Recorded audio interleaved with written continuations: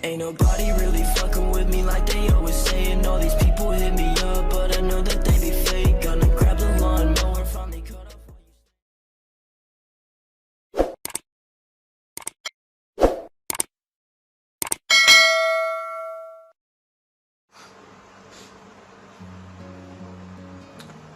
Assalamualaikum warahmatullahi wabarakatuh. Perkenalkan, nama saya Gundika Rudanto.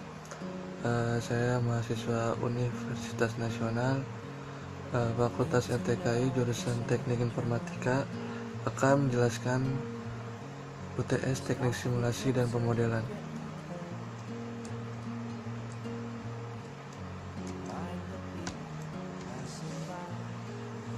Soal yang pertama, berikan deskripsi tentang tujuan mempelajari simulasi, karakteristik sistem, tujuan model dalam simulasi. Soal nomor 2, berikan deskripsi tentang jenis model yang digunakan dalam simulasi.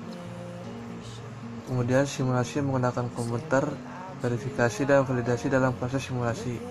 Soal nomor 3, berikan penjelasan tentang langkah-langkah. Nomor 4, berikan deskripsi bagian berikut ini berkaitan dengan model matematika. Nomor 5, jelaskan tentang bilangan acak atau random dan bagian cara membangkitkannya. Lanjut kita ke jawabannya. Yang A, tujuan mempelajari simulasi. Tujuannya itu mempelajari tingkah laku sistem, mengembangkan pengertian mengenai interaksi bagian dari sebuah sistem, dan pengertian mengenai sistem secara keseluruhan. Cara mempelajari sistem dengan pengamatan langsung atau pengamatan pada model dari sistem tersebut. Model dapat diklasifikasikan menjadi model fisik dan model matematik. Model matematik ada yang dapat menyelesaikan dengan solusi analitis, ada yang tidak. Bila solusi analitis sulit didapatkan, maka digunakan simulasi. Yang B, karakteristik sistem. Karakteristik sistem adalah sistem yang mempunyai komponen-komponen batas sistem, lingkungan sistem, penghubung, masukan, keluaran, dan pengolahan dan saran.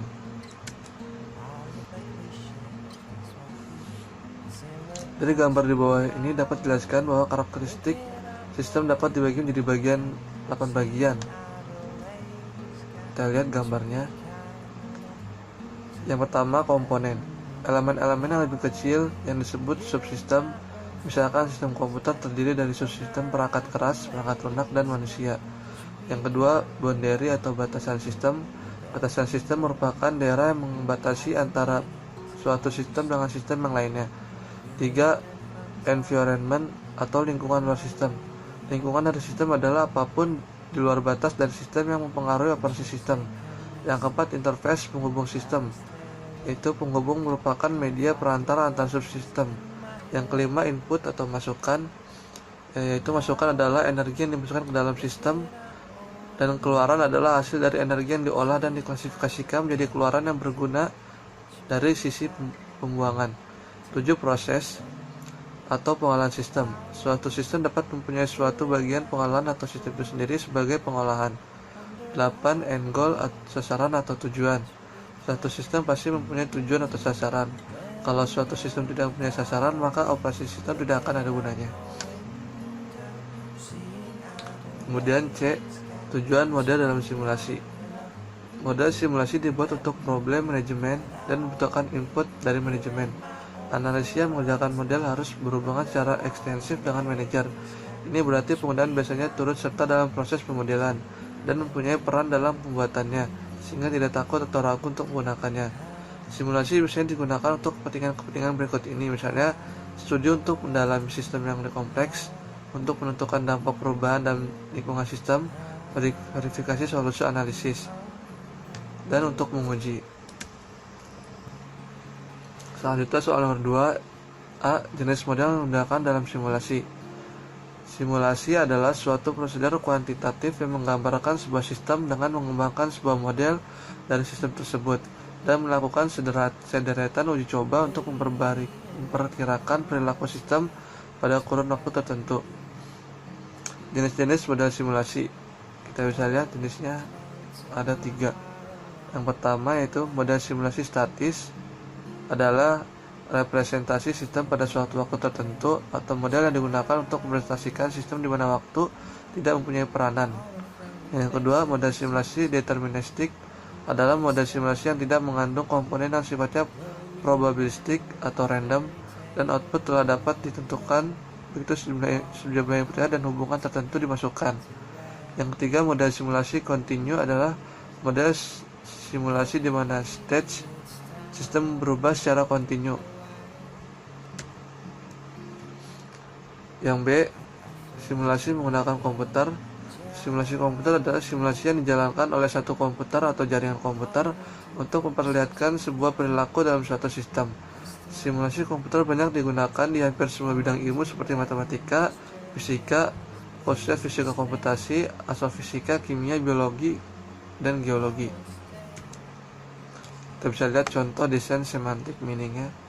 Ada header, menu, konten, artikel. Selanjutnya, verifikasi dan validasi dalam proses simulasi. Validasi adalah proses penentuan apakah model sebagai konseptualisasi atau abstraksi merupakan representasi berarti dan akurat dan sistem nyata. Yang kedua, verifikasi. Verifikasi adalah proses pemeriksaan apakah logika operasional model program komputer sesuai dengan logika diagram alur. Verifikasi memeriksa penerjemahan model simulasi konseptual atau diagram alur dan asumsi. Aturan verifikasi dan validasi dalam simulasi. Ketika membangun model simulasi sistem nyata, kita harus melewatkan beberapa tahapan atau level pemodelan, yaitu 1. Membangun model konseptual yang membuat elemen sistem nyata, membangun model logika yang membuat realisasi logis, menggunakan model diagram alur ini, lalu mengembangkan program komputer, validasi, dan verifikasi. Kita bisa lihat langkah-langkah dalam studi simulasi secara garis besar. Yang pertama, mulai. Di sini ada 2 tahapan. Tahapan yang pertama itu formulasi masalah atau perumusan masalah. Yang kedua, validasi atau pembentukan kebenaran. Yang pertama, mulai merumuskan masalah. Selanjutnya, gunakan sistem simulasi, iya atau tidak. Jika iya, maka cari sistem yang lain kemudian selesai. Jika tidak, melakukan pengumpulan data, kemudian dilanjutkan dengan penulisan program atau menuliskan source code. Yang keempat yaitu pengecekan atau verifikasi. Jika tidak terverifikasi, maka kembali lagi ke dalam penulisan algoritma atau penulisan program. Jika terverifikasi, maka dilanjutkan ke dalam validasi atau menguji kebenaran. Jika validasi iya atau tidak, jika tidak, maka bisa kembali ke dalam formulasi masalah atau merumuskan masalah. Jika tidak, maka melaksanakan simulasi. Jika modul terpakai, maka dokumentasi. Setelah itu selesai. Di sini saya akan menjelaskan tentang model matematika juga. Yang pertama,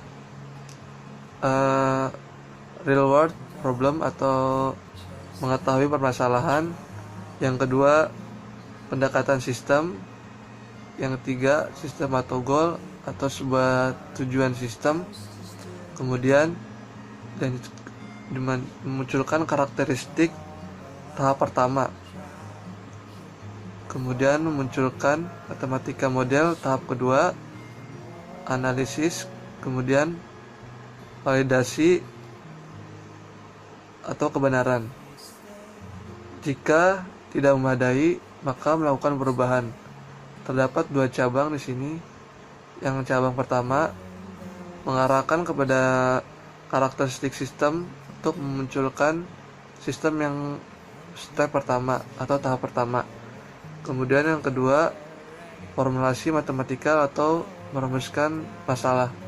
Kemudian dilanjutkan kepada model matematika tahap kedua, analisis dan validasi atau kebenaran. Jika memadai, maka model dianggap memadai, dan terakhir pemecahan masalah. Selanjutnya, soal terakhir bilangan acak atau random number.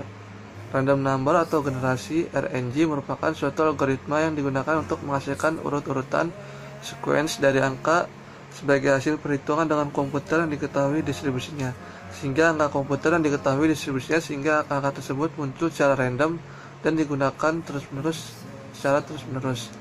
Sequence yang dimaksud di sini adalah bahwa random number tersebut harus dapat dihasilkan secara terurut dalam jumlah yang mengikuti algoritma tertentu dan sesuai dengan distribusi yang dikehendaki. Di sini kita pembangkitan bilangan acak harus, yang pertama, bilangan acak adalah bilangan tidak dapat diprediksi kemunculannya. Yang kedua, tidak komputasi yang benar-benar menghasilkan deret bilangan acak secara sempurna. 3. Banyak algoritma atau metode yang dapat digunakan untuk membangkitkan bilangan acak. Yang keempat, dapat membangkitkan dengan cepat.